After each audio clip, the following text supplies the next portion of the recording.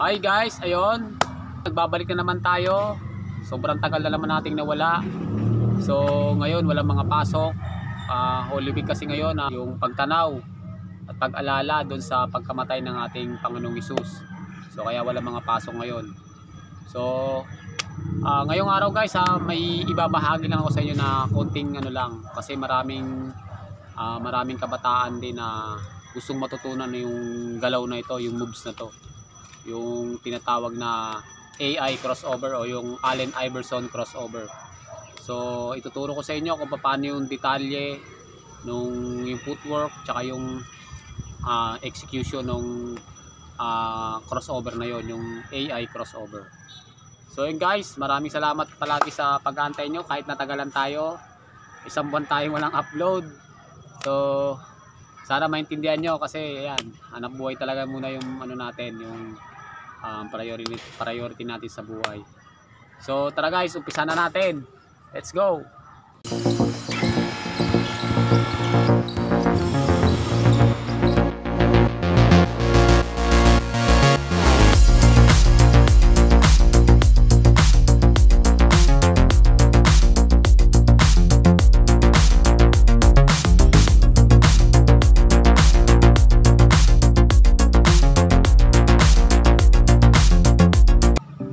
Okay guys, umpisa natin sa footwork.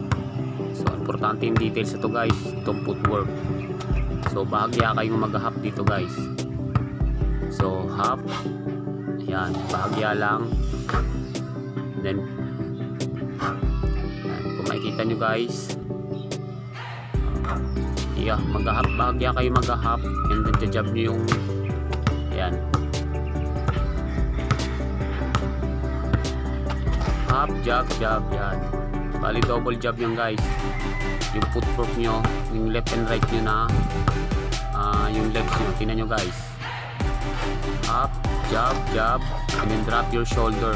Yan, napaka-importante nyan guys, yung shoulder nyo na i-drop nyo. Mas mababa, mas maganda, kasi mas explosive yun. So kailangan ma-master nyo rin yung drop guys, kasi yun ang pinaka-importanting basic dito sa galaw na to, yung drop. Kasi yung drop, yan yung tutulong sa inyo para maka-explode kayo at mas maiwan nyo yung defender nyo. So para gusto nyo rin matutunan yung drop, nandyan lang yun guys sa mga video natin. May video na tayong na-upload nyan.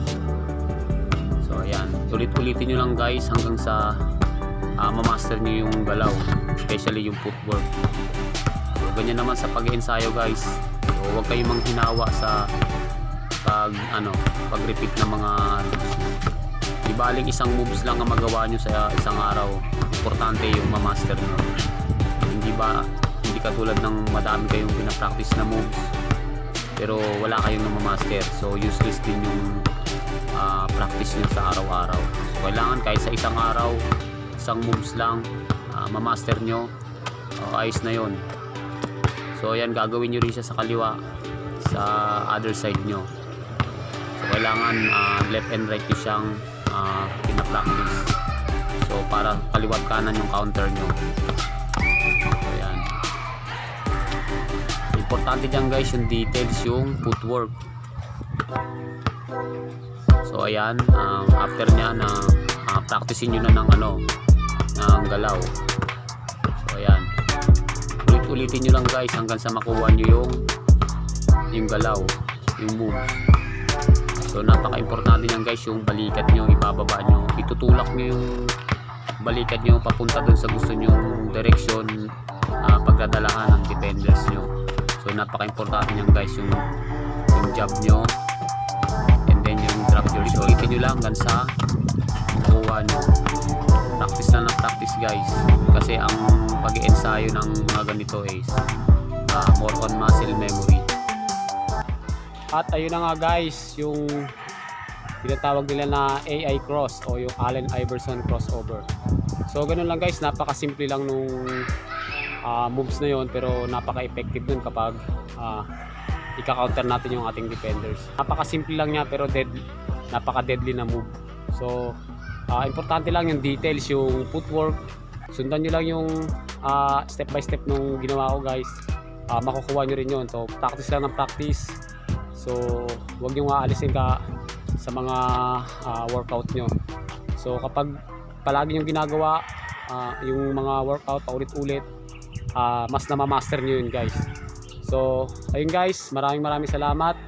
Abangan nyo pa rin yung mga susunod nating video. So salamat sa pagtangkilik nyo pa rin kahit medyo natatagalan tayo ng mga uploads dahil busy tayo sa work. So yun guys, maraming salamat sa pagsuporta nyo palagi, sa panunod nyo, sa pag-abang nyo ng aming mga video. So sa mga hindi pa naka-subscribe sa aming channel, click nyo yung subscribe button at notification bell para ma-update kayo kapag may mga bago kaming video na i-upload dito sa aming channel. So marami pa kaming dito guys, sobrang busy lang kami. So marami pa kaming mga plano na gawin. So isa yung mga plano namin na magkaroon kami ng paliga sa mga kabataan at pupuntahan din namin yung mga kabataan na gusto rin magpaturo sa amin na walang pambayad sa mga training camp. So nandito yung aming channel, libre lang.